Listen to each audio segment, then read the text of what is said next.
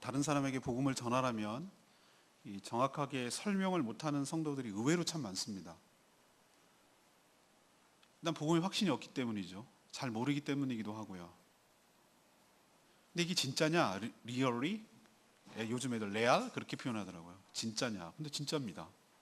여러분, 제가 묻지는 않겠지만 여러분 아무도 모르는 사람에게 가서 복음을 처음부터 끝까지 잘 설명할 수 있겠습니까? 설명할 수 없는 이유는 내가 확신하지 못해서 그렇죠. 또 경험이 없어서이기도 하고요. 세일즈맨의 최고의 영업 전략은 그 제품에 대한 확신과 자부심입니다. 이 제품이 분명하다는 자기 확신이 없으면 이걸 속여서 팔아야 된다고 생각하면 얼마나 힘들겠어요. 그러나 속이는 게 아니라 이 진짜다. 이건 이 제품 경쟁 제품 중에서 최고다. 이런 자부심이 있을 때 얼마나 당당하게 그 복음을 전하게, 그 제품을 팔겠어요. 우리도 왜 복음을 당당하게 전하지 못할까? 그건 일단 몰라서 그렇고, 경험을 못해서 그렇고, 그러니 누리지도 못하고 전하지도 못하고, 심지어 내가 크리스찬인 것을, 성도인 것을 부끄럽게 여기고 숨기기까지 하는 일이 벌어지는 것이죠. 오늘 로마서 강의를 시작하면서 로마서는 성경 전체가 반지라고 한다면 보석에 비유합니다. 그만큼 핵심적인 성경이라고 할 수가 있는 것이죠. 이 로마서를 읽고서 수많은 사람들이 삶이 바뀌고 변화되고 이 안에서 수많은 복음의 진수들이 흘러나왔습니다. 저 역시 이 로마서를 읽다가 복음이 뭔지 깨닫게 되었습니다. 그래서 오늘 여러분들에게 전하고 싶은 거는 복음이 도대체 뭐냐 이거죠. 근데 왜 복음을 복음이라고 말하냐 이거죠. 복음이 뭡니까? good news, 좋은 소식, 기쁜 소식을 말하죠. 그리고 더 나아가서 우리가 왜 복음을 부끄러워하지 말아야 하고 더 나아가서 자랑스럽게 여겨야 되는 이유가 뭔가? 이것이 오늘의 질문입니다. 첫 번째로 왜 우리가 복음을 자랑스럽게 생각해야 되냐? 부끄러워하지 말아야 되는가? 그것은 오늘 16절에 있는 말씀처럼 복음은 사람을 구원하는 하나님의 능력이기 때문인 줄로 믿습니다. 그 이유 때문이에요. 원래 인간은 어떤 존재였습니까? 18절에 있는 표현대로 불의로 진리를 막는 사람들이었어요. 모든 경건치 않음, 불의로 살던 사람이었어요. 그래서 하나님의 진노, 하나님의 심판을 받아 죽을 수밖에 없는 존재가 우리입니다. 많은 사람들이 착각하는 경우 있어요. 왜 난 잘 살고 있는데 깡패 같은 네가 나타나가지고 예수 안 믿으면 죽는다고 협박하냐고. 전도하면 그런 식으로 반발을 합니다. 그럼 내버려두면 자기가 죽으면 어디로 가는지 어떻게 되는지도 전혀 몰라요. 그냥 불편할 뿐이에요. 대비도 준비도 하나도 안 돼 있으면서 단지 모른다는 이유로 들어볼 생각도 안 하고 거절하고 거부하는 거죠. 그럼 잘 사는가? 행복하게 사는가? 아니요. 죄악 가운데 고통 가운데 살다가 하나님 심판을 받는다는 사실을 몰라요. 어렴풋하긴 알아요. 자기가 이런 고통과 고난 가운데 살아가는 이유가 무엇 때문일까? 라는 것은 알지만 그 해결책을 전혀 찾을 생각도 없고 찾아볼 생각도 없는 거죠. 복음을 들어도 그것을 거절하고 살아가는 것이 인간의 모습이라 이 말입니다. 나름대로 살궁리를 하긴 해요. 인류 역사가 쭉 보면은 자기를 구원하기 위한 역사이기도 해요. 그래서 수많은 시도와 도전들이 있었어요. 고행을 하기도 합니다. 요즘은 그것이 시위 방법이 되어버렸어요. 세 걸음 걷고 절하고. 그것들이 라마 불교에서 나오는 네팔이나 이런 곳에 나오는 저 끝에 사원까지 올라가는데 산을 올라가는데 걸어가도 시원찮은데 힘든데 그런 식으로 세 걸음 걷고 절을 하고 다시 일어서고 가고 여기에다가 가죽을 대고 그렇게 올라가고 산꼭대기에서 몇 년, 나무 위에서 몇 년, 면벽수도 하는데 몇 년 이런 식으로 고행을 하면 자신이 경지에 이르고 구원을 받을 거라고 시도하는 인간들의 어리석음이 인간 역사에 수도 없는 다양한 형태로 다가왔었어요. 지금도 진행되고 있고요. 또 어떤 사람은 선행을 하면은 구원에 이를 거라고 생각을 합니다. 그래서 많은 사람들, 어려운 사람을 도와기도 하고 선한 일에 앞장서기도 합니다. 선한들 우리가 얼마나 선하겠어요? 조족지열, 세 발의 피죠. 하나님이 만족할 만큼 선하겠냐 이 말이죠. 인간끼리는 상대적으로 그럴지 모르지만 50보 100보죠. 얼마 구원을 받을 만큼 우리가 선하겠느냐 이 말이죠.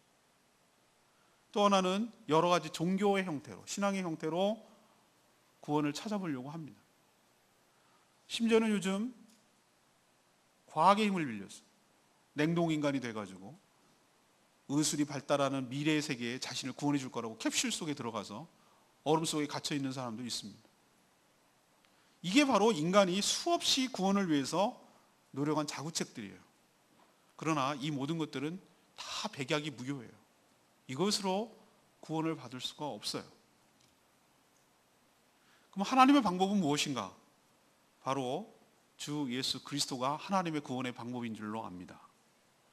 오늘 다 읽지는 않았으면 로마서 1장 2절에 보면 이 복음은 이라고 표현되어 있어요. 이 복음은 하나님께서 선지자를 통하여서 그의 아들에 관하여 미리 성경에 약속한 것이라고 그랬어요. 갑작스러운 것이 아니고 구약 성경을 통해서 이미 여러 주의 종들을 통해서 약속한 것. 그 약속한 것이 성취된 것이라는 것이죠. 예수 그리스도 이 땅에 오신 것이. 그분은 하나님께서 언약하신 대로 다윗의 혈통, 다윗의 후손 중에서 나올 거라는 언약을 성취하심으로 나오신 분이고, 또 그분은 성령을 통하여 죽은 자 가운데서 다시 부활하신 분이라는 것이죠. 이런 모든 조건을 갖춘 분은 주 예수 그리스도밖에 없습니다. 근데 그 중에서 가장 핵심되는 것이 무엇입니까? 바로 부활이에요. 왜 부활이 중요합니까? 그것이 바로 예수 그리스도가 하나님의 아들이라는 걸 증명하기 때문에 그렇고, 우리는 모두 다 죄 가운데 죽을 수밖에 없는데 다시 살아난다는 것은 그 죄가 예수 그리스도의 십자가를 통해서 충분히 하나님이 벌을 만족하실 만큼 형벌이 가해졌고 흡족하시다라는 것이 증명되었고, 죄가 있으면 죽을 수밖에 없는데 죄가 없어야 사는데 예수께서 그 죄값을 다 치름으로 살아나셔서 우리도 예수와 함께, 예수 속에 있는 우리와 함께, 예수와 함께 우리도 다시 살아날 수 있다라는 것을 보여주셨기 때문에 예수 그리스도의 부활이 복음의 핵심인 줄로 믿습니다. 그래서 예수 그리스도를 영접하면 그게 곧 믿는 거라고 그랬어요. 믿는 것조차도 뭔지를 모르는 이 불쌍한 인간들이 너무 많아서 하나님께서 믿는다는 것을 다른 걸로 표현해 주셨어요. 영접, 웰컴, 환영, 거절하지 않고 내치지 않고 들어오십시오, 환영합니다, 받아들이겠습니다, 맞이하겠습니다. 영접하는 자, 곧 그 이름을 믿는 자는 영접과 믿는 것이 같은 개념으로 여겨주셨어요. 하나님이 이렇게 심플하고도 단순하게 우리에게 복음을 주셨어요. 그 아들 그리스도 예수를 영접하는 자, 곧 믿는 자는 하나님의 자녀가 되는 권세를 주신 줄로 믿습니다. 그래서 예수가 내 안에 들어감으로, 동시에 내가 예수 안에 들어감으로, 이건 구별할 수 없는 것이에요. 물에다가 식초를 타면 식초가 물에 탔는지 물에 식초를 탔는지 구별할 수 없어요. 처음은 다른 것인데 둘이 섞여 있으니까 어디까지가 식초고 어디까지가 물인지 구분할 수가 없어요. 섞였어요. 근데 그 안에 물맛이 아니라 식초 맛이 나요. 내가 예수 안에 들어갑니다. 예수가 내 안에 들어갑니다. 이것을 구분할 수 없어요. 섞였어요. 근데 두 인격이 하나가 돼서 예수 그리스도의 의로움이 나에게 전가돼서 내가 의롭게 되는 줄로 믿습니다. 나의 더럽고 추억한 모든 것이 예수께 전가돼서 예수께서 십자가에 못 박혀 달려 죽으신 줄로 믿습니다. 그 효과 때문에 예수의 죽음이 나의 죽음이고 예수의 부활이 곧 나의 부활이라는 거예요. 그래서 예수 그리스도가 복음이라는 얘기가 바로 그거예요. 우리가 죄악 가운데서 해방되고, 죄 가운데서 해방되고, 그래서 예수님처럼 의롭게 되므로 우리가 영원한 생명을 누릴 수 있고 하나님의 자녀가 될 수 있다는 이 놀라운 소식, 이것이 복음이에요. 사람은 무엇으로 구원할 수가 있습니까? 저는 복음밖에 없다고 확신해요. 다른 방법이 없어요. 그리고 예수님께서, 하나님께서 분명히 이야기하세요. 다른 것으로는, 다른 이름으로는 구원받을 이름을 준 적이 없다고 분명히 말씀했어요. 오직 예수, 그것이 유일한 하나님의 능력이고 유일한 하나님의 복음인 줄로 믿습니다. 믿기만 하면, 어느 누구라도 진정으로 믿기만 하면 구원받지 않는 사람이 없어요. 누구나 다 100% 영접하기만 하면, 그 이름을 믿기만 하면 누구라도 다 하나님의 자녀가 되는 권세를 주신 줄로 믿습니다. 이게 복음이에요.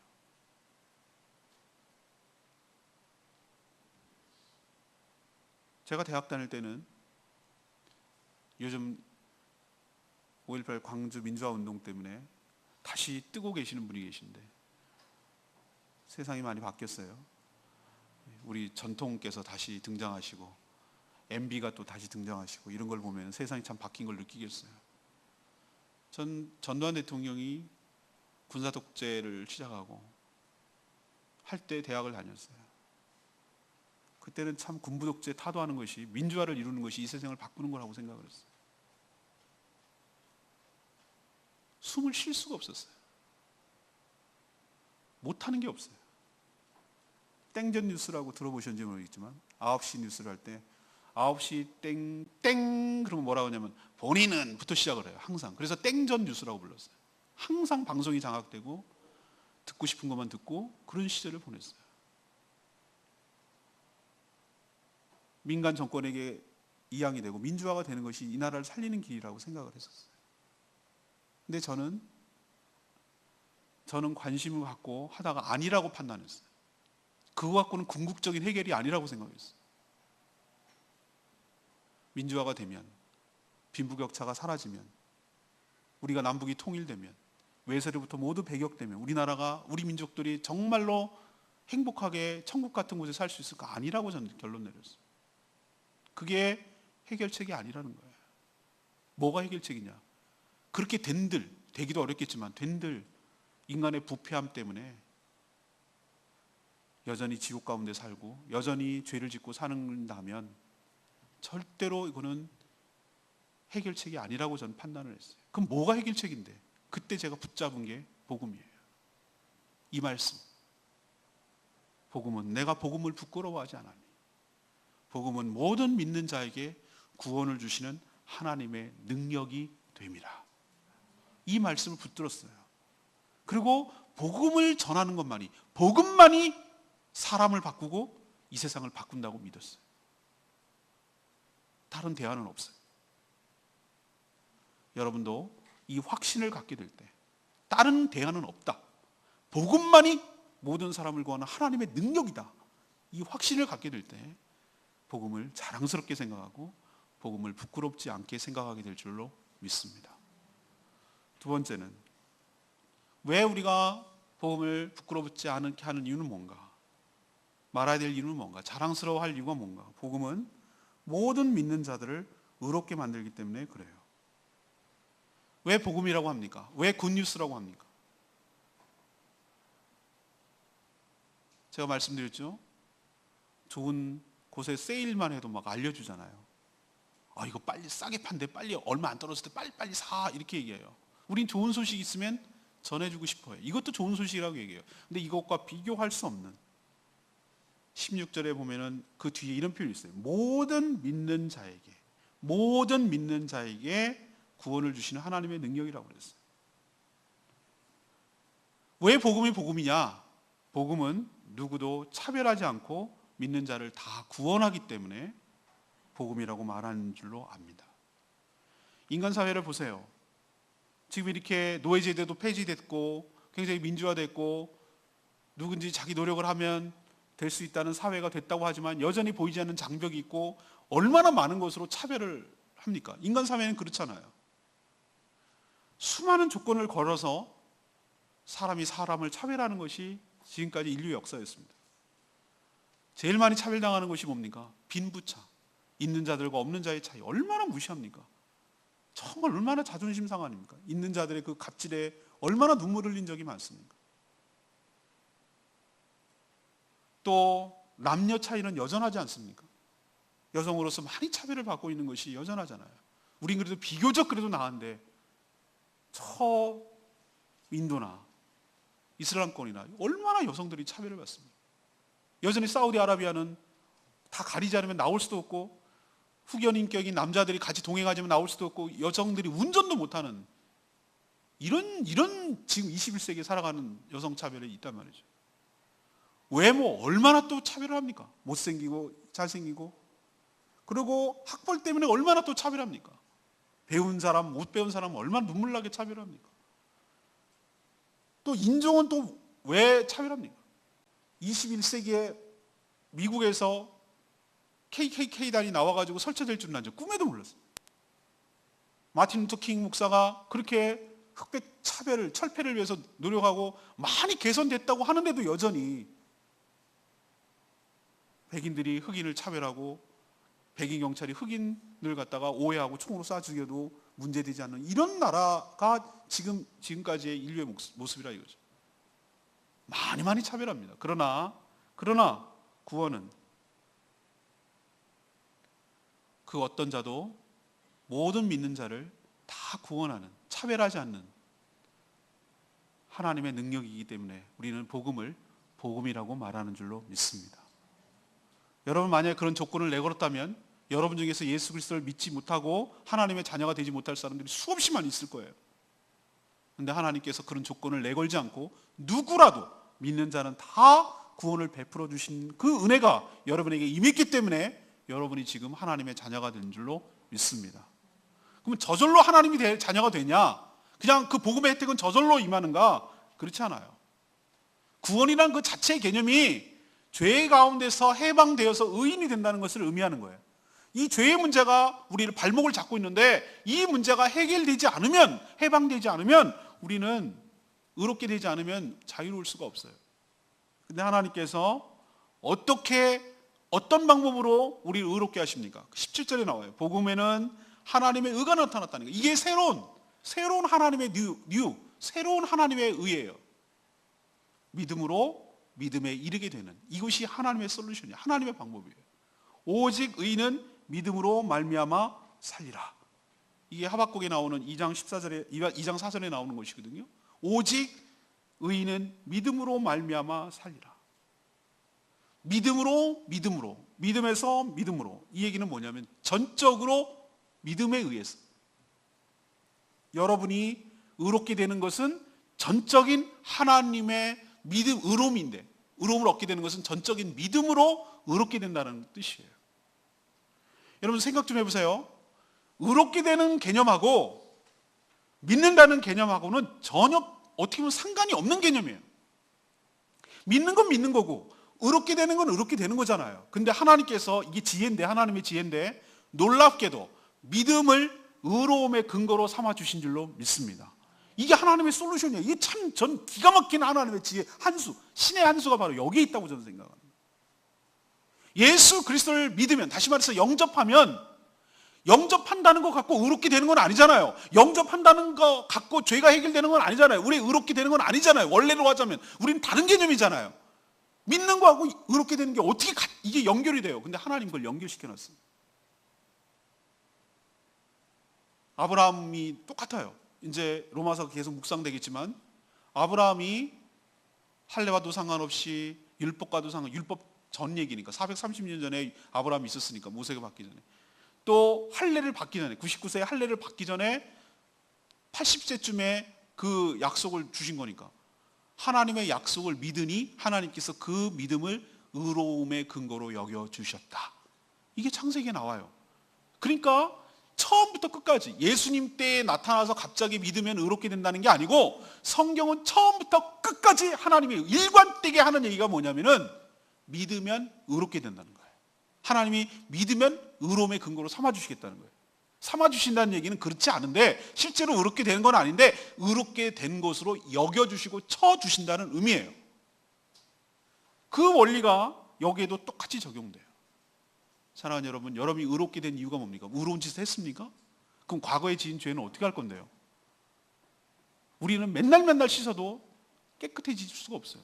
아무리 선행을 해도 의롭게 될 수가 없어요. 의롭게 되는 한 방법은 딱 한 방법밖에 없어요. 예수 그리스도의 의로움이 우리에게 전가될 때, 우리의 부채가 저분에게 넘어가게 될 때, 그때 진정으로 우리가 해결될 줄로 믿습니다. 빚으로 얘기해보죠. 우리는 엄청난 빚을 져가지고 우리 스스로 이 빚을 해결할 수가 없어요. 늘 빚쟁이에 시달리고 빚 갚으라고 압박받고 뭐 신용불량자 돼가지고 내 물건 내가 마음대로 사용하지도 못하고 은행도 못 가고 현찰 조금 갖고 그거 쓰고 이러고 살아야 되는 거예요. 근데 정말로 나와는 상관없는 분이, 부자가 내 모든 어마어마한 채무를 내 통장에서 자기가 가져가 버렸어. 갚아주셨어. 그리고 갚아주신 것만으로도 감사한데 내가 당당하게 살 수 있도록 감당 못할 액수를 내 통장에 넣어주셨어요. 내가 마음껏 쓸 수 있도록. 이것이 X밴드처럼 일어납니다. 예수 그리스도의 의로움이 먼저 나의 더럽고 추악하고 죄가 예수께로 전가가 되는 거예요. 그쪽으로 넘어가는 거예요. 예수께로 넘어가서 죄 없는 그분이 나의 모든 죄값을 치르고 십자가의 죽으심으로 인해서 내가 감당해야 될, 내가 받아야 될 모든 형벌이 다 해결이 되고 다 소멸되고 없어지고 빚채무 증서가 사라지게 된 줄로 믿습니다. 그것만 해도 감사한데, 그러면 그걸로 끝나지 않고 하나님께서는 그의 의로움이 우리에게 X밴드처럼 넘어오는 거예요. 넘어와서 이렇게 크로스되는 거예요. 그래서 예수 그리스도의 의로움이 우리에게 덧입혀지는 거예요. 덧입혀지는 거예요. 그래서 하나님께서 우리를 바라보실 때 죄인으로 여겨주시고 의로움의 근거로 여겨주신다. 여겨주신다는 말에 여러분 착안을 해야 돼요. 여겨주신다는 말은 실제는 그렇지 않은데 그렇게 여겨주신다, 그렇게 쳐주신다라고 하시는 말씀이에요. 군대 가면 제 군정병을 했어요. 군정을 하면 사병들에게 어떨 때는 말씀을 전해야 할 때가 있어요. 군목 목사님 바쁘고 그러면 짝대기 2개 일병이 병장들 다 있고 군대에서 있는데 뭐라고 한마디가 말빨이 안 쓰면 말빨이 그런 게 있어요. 남자들이 이해해요. 그런데 그러면 어떻게 하냐?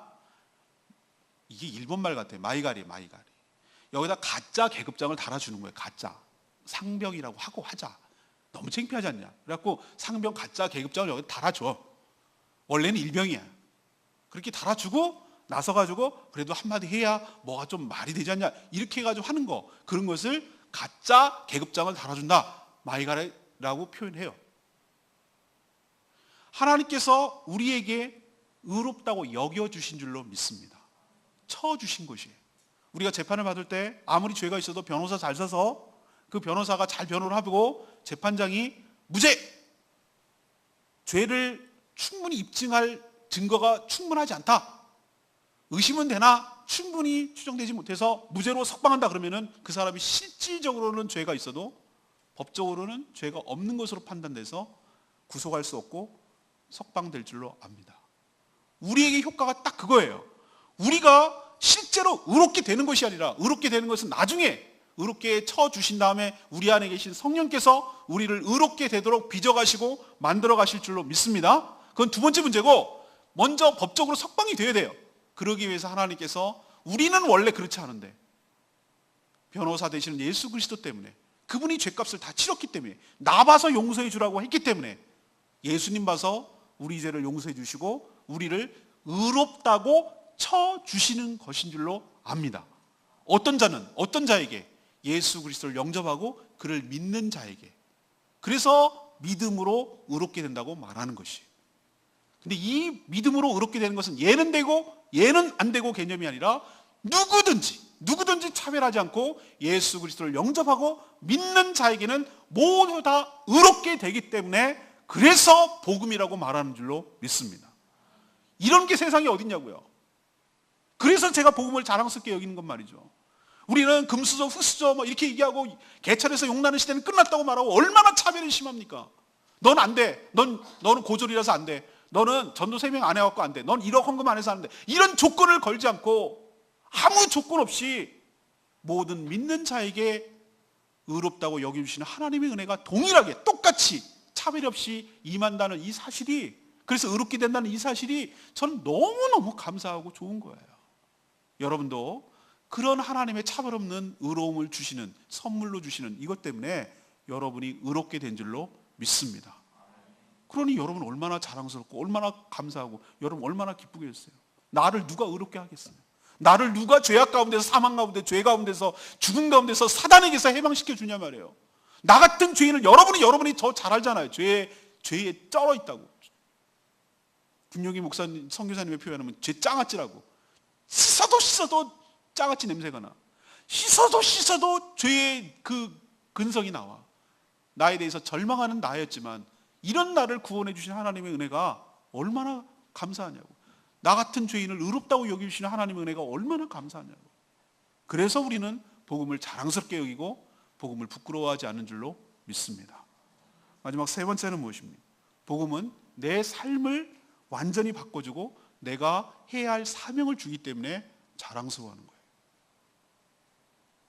바울은 오늘 14절에 뭐라고 그랬어요? 나는 헬라인이나 야만이나 지혜 있는 자나 어리석은 자, 이거는 그냥 표현이에요. 모든 사람이란 얘기예요. 다 내가 무슨 자라? 빚진 자라고 그랬어요. 빚진 자. 빚진 자라. 여러분 빚지지 마십시오. 빚지는 거요. 참 못할 짓입니다. 이자 날짜는 왜 이렇게 빨리 다가오는지 빚져본 사람은 알아요. 이 심정을. 정말 사는 게 아니에요. 빚에 눌려가지고. 부담감을 갖는다는 표현으로 은유적으로 했던 얘기. 진짜로 돈을 빌렸다는 개념이 아니고 자기가 복음의 빚진 자라고 표현하는 이유가 있어요. 왜 그러냐면 자기가 전에 저질러 놓은 일이 너무 많거든. 사도 바울이 어떤 자였습니까? 디모데전서 1장 13절에 뭐라고 그랬어요? 전에는 자기가 비방자요, 복음을 비방했어요. 그리고 박해자요, 예수 믿는 사람들을 막 박해했어요. 폭행자요, 잡아 죽이고 그랬어요. 옥에 가두고 그랬어요.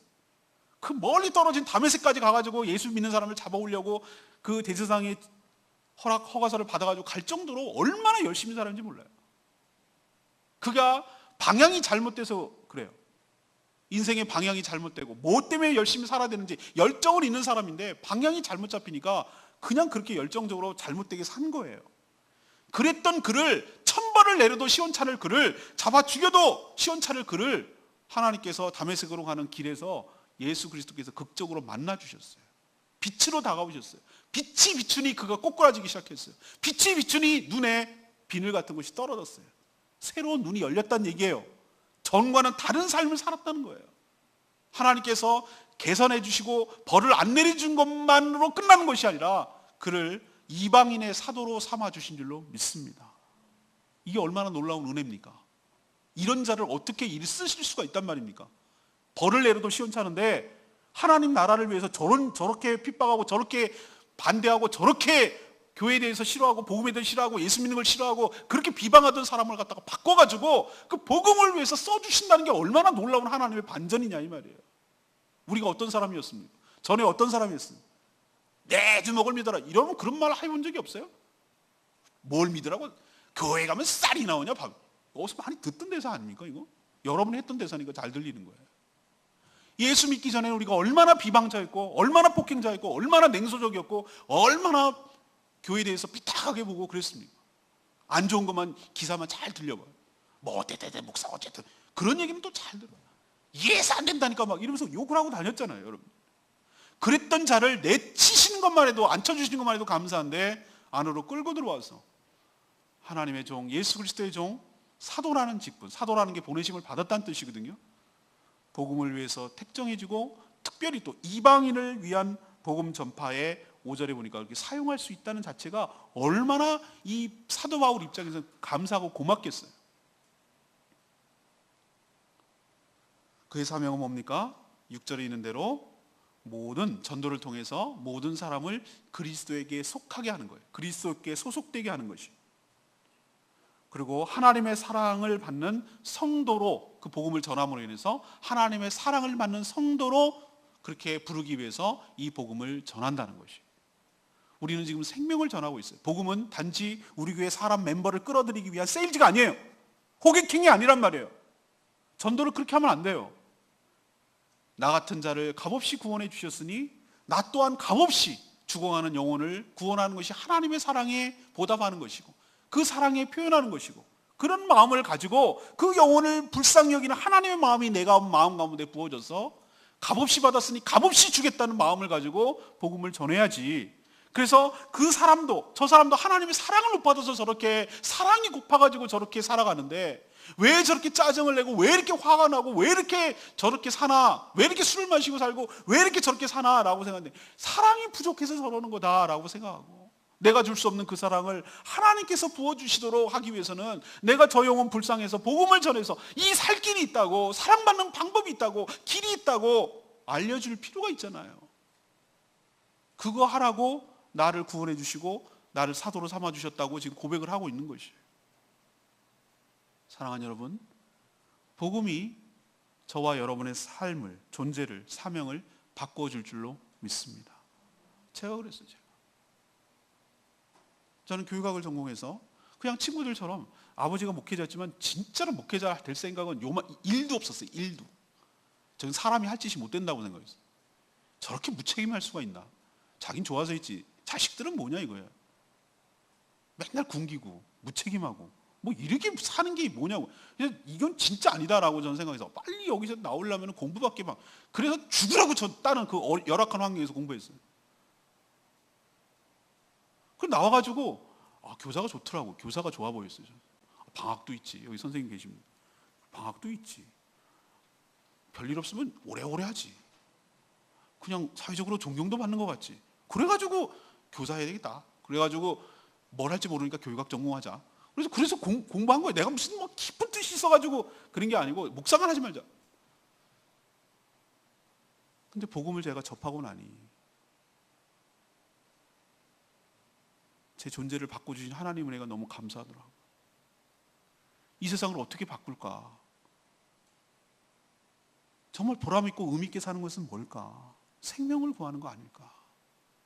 한 사람의 생명을 구하는 것뿐만 아니라 이 세상을 사람답게 살아가게 하는 것이, 그것이 보람있는 일 아닐까라는 복음에 대한 진수를 제가 깨닫게 됐어요. 나 같은 죄인을 고치셔서 하나님 은혜로 살게 해주신 것이 너무 감사하고, 이렇게 철없이 굴고 막대한 나를 길이길이 참아주시고 복음을 깨달을 때까지 기다려주신 하나님의 은혜가 너무 크고, 알고 봤더니 할아버지, 아버지 이렇게 쭉 내려오는 그 복음의 가문에서 태어나서 접할 수 있게 하시고 어렸을 때부터 교회 안에 가운데서 살게 해주신 것이, 그때는 그렇게 싫었는데, 그렇게 교회에서 반주하는 것이 부담스럽고 싫었는데 그것이 얼마나 큰 축복으로 다가왔는지 알고 눈물을 흘리고 나니 내 삶이 바뀌게 됐더라 이 말이죠. 내 존재가 바뀌었다 이 말이에요.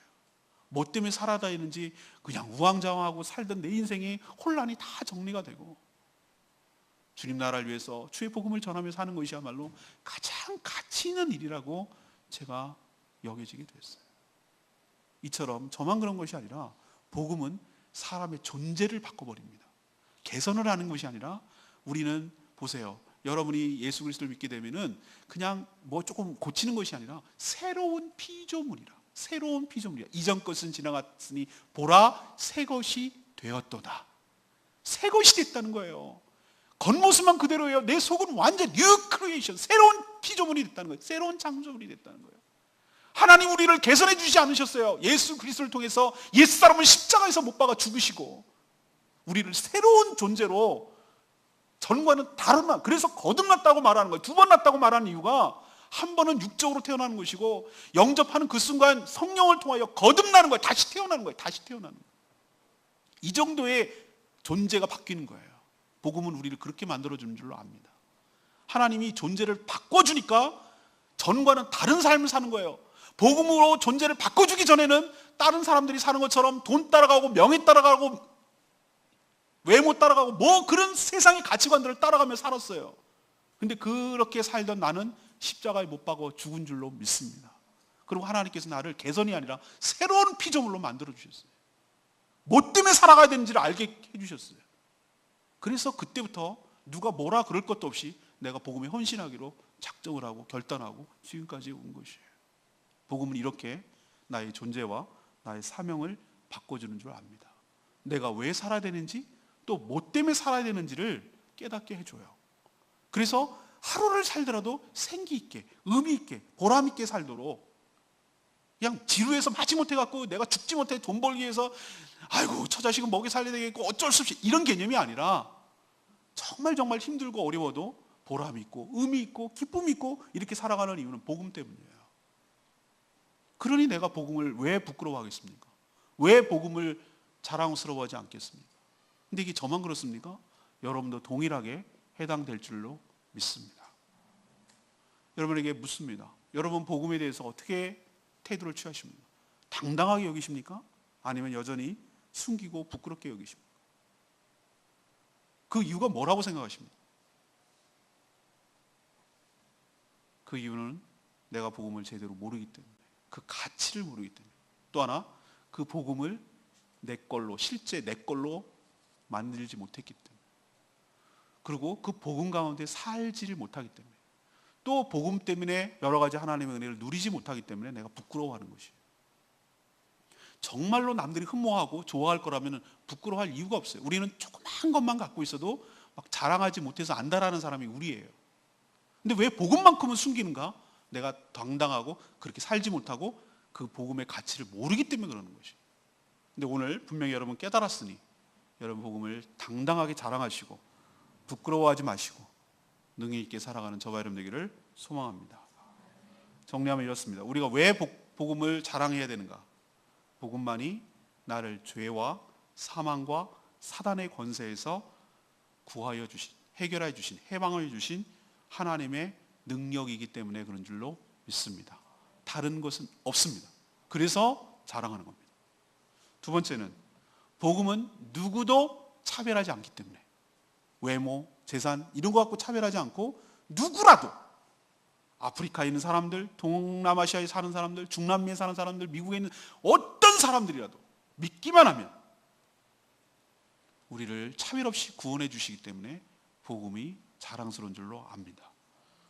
믿음으로 우리를 의롭다고 여겨주시고, 믿음으로 예수 닮아가도록 성화시키고, 믿음으로 우리를 예수처럼 영광스러운 몸으로 바꿔주실 줄로 믿습니다. 구원의 전 과정이 차별 없이 믿는 모든 자에게 임한다는 게 자랑스럽다는 거예요. 세 번째는 복음이 나를 살려주셔서 나의 존재를 바꿔줬어요.